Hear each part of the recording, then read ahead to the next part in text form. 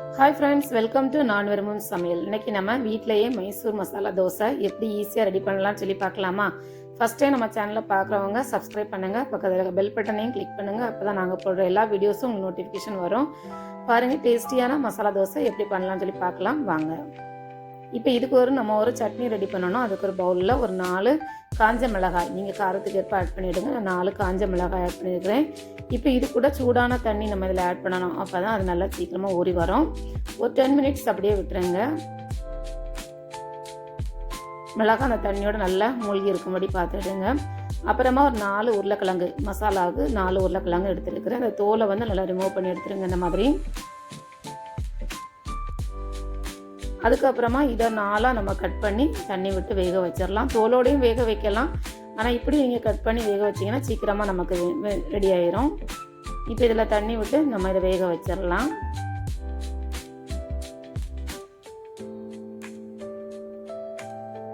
அடுத்தது அது வெந்துட்டு இருக்கிற அந்த நேரத்தில் மிக்ஸி ஜாரில் நம்ம ஊற வச்சு அந்த மிளகாயை நம்ம ஆட் பண்ணலாம்.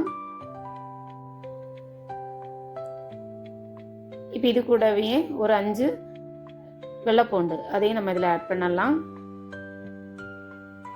அப்புறமா பொட்டுக்கடலை ஒரு கைப்பிடி அளவு நான் இதில் ஆட் பண்ணுறேன்.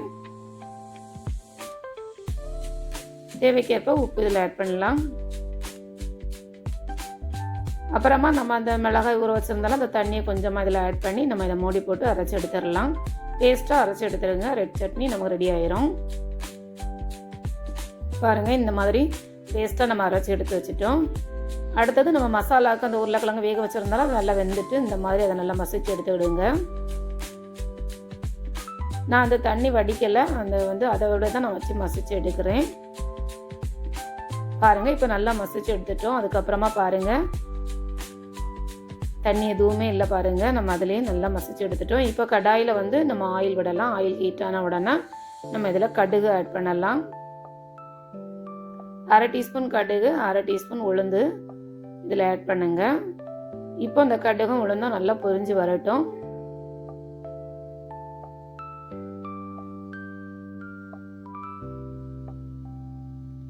இப்போ இது கூடவே நம்ம சோம்பு, பெருஞ்சீரகம் 1/2 டீஸ்பூன் ஆட் பண்ணியிருக்கிறேன். அப்புறமா 2-3 பிஞ்சளவு காயப்பொடி இதில் ஆட் பண்ணலாம். அப்புறமா கொஞ்சமாக கருவேப்பிலை, இதில் 2 பச்சை மிளகாய் ஆட் பண்ணலாம். நீங்கள் காரத்துக்கு ஏற்ப பச்சை மிளகாய் ஆட் பண்ணிவிடுங்க. அப்புறமா ஒரு 2 பெரிய வெங்காயம் பொடியாக கட் பண்ணியிருக்கிறேன், அதையும் இதில் ஆட் பண்ணலாம். ஆட் பண்ணிட்டு நல்லா கலந்து விடுங்க. வெங்காயம் கொஞ்சம் கலர் சேஞ்ச் ஆகி வரட்டும். இப்போ இந்த டைமில் கொஞ்சமாக உப்பு ஆட் பண்ணுறேன். இப்போ இது கூடவே ஒரு 1/2 டீஸ்பூன் மஞ்சள் தூள் ஆட் பண்ணுறேன். இப்போ இதையும் நல்லா கலந்து விடுங்க.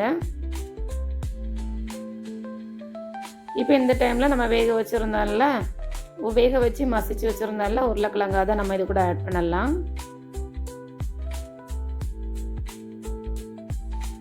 இப்போ இதை நல்லா கலந்து விடுங்க அந்த வெங்காயத்தோட. இப்போ நமக்கு நல்லா திக்காக இருக்குது, அதனால் இது கூட கொஞ்சமாக ஒரு 2-3 ஸ்பூன் தண்ணி மட்டும் நம்ம இது கூட ஆட் பண்ணலாம். அந்த உருளைக்கிழங்கு வேக வச்சேன் அதே பாத்திரத்திலேயே நான் 2 ஸ்பூன் அளவு தண்ணி விட்டு அதை நான் இது கூட ஆட் பண்ணுறேன்.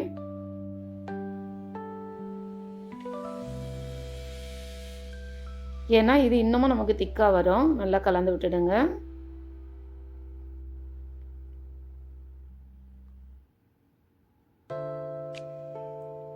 ஒரு 2-3 மினிட்ஸ் அப்படியே மீடியம் ஃப்ளேமில் வச்சு இந்த மாதிரி கலந்து விட்டுட்டு கொஞ்சமாக ஒரு 2-3 ட்ராப்ஸ் நமக்கு லெமன் ஜூஸ் இதில் ஆட் பண்ணலாம். அப்புறமா கொத்தமல்லி இலையை, பொடியாக கட் பண்ண கொத்தமல்லி இலையை நம்ம இதில் ஆட் பண்ணி நல்லா கலந்து விட்டுட்டு ஸ்டவ் ஆஃப் பண்ணிடலாம். அவ்வளோதான், மசாலா நமக்கு ரெடி ஆகிட்டு. இப்போ நம்ம தோசை சுடுறதுக்கு தவா நம்ம அடுப்பில் வச்சுருக்கிறோம். அது ஹீட்டான உடனே கொஞ்சமாக தண்ணி தெளிச்சிடுங்க. நான்ஸ்டிக்னால நான் ஆயில் தடவலை, நான்ஸ்டிக் இல்லைனா நீங்கள் ஆயில் தடவிடுங்க. இப்போ இதில் நான் மாவு எடுத்து விடுறேன்.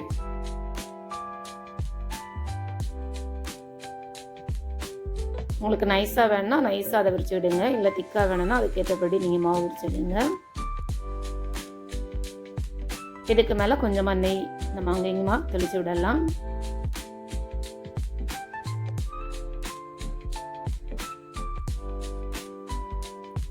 இப்போ இதுக்கு மேலே ஒரு 2 மினிட்ஸ்க்கு அப்புறமா நீங்கள் அந்த தோசை மேலெல்லாம் நல்லா வெந்து வந்துடும். அதுக்கப்புறமா நம்ம வந்து ரெட் சட்னி ரெடி பண்ணல, அதை அந்த தோசை ஃபுல்லாக எல்லா இடமும் இந்த மாதிரி அதை வந்து ஸ்ப்ரெட் பண்ணி விடுங்க.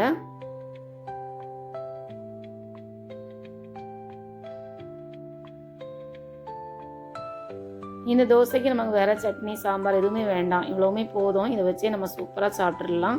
அவ்வளவு டேஸ்ட்டாக இருந்தது. நீங்களும் ட்ரை பண்ணி பாருங்கள். இப்போ இதுக்கு மேலே வந்து நம்ம வந்து அந்த மசாலா பொட்டேட்டோ மசாலாவை நம்ம வந்து உள்ள இந்த மாதிரி உங்களுக்கு எவ்வளோ மசாலா வேணுமோ அதுக்கேற்றபடி உள்ளே வச்சிடுங்க.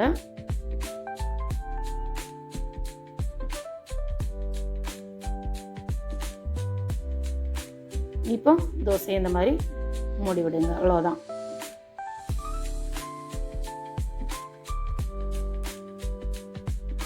இப்போ அடுத்ததும் அதே மாதிரி நான் சுட்டு காட்டுறேன் பாருங்கள். ரொம்ப ஈஸி. மைசூர் மசாலா தோசை செய்கிறது ரெடி, நீங்களே வீட்லேயே ஈஸியாக செஞ்சிடலாம் நமக்கு. பாருங்கள், அடுத்த தோசையும் அதே மாதிரியே நான் விட்டு காட்டுறேன்.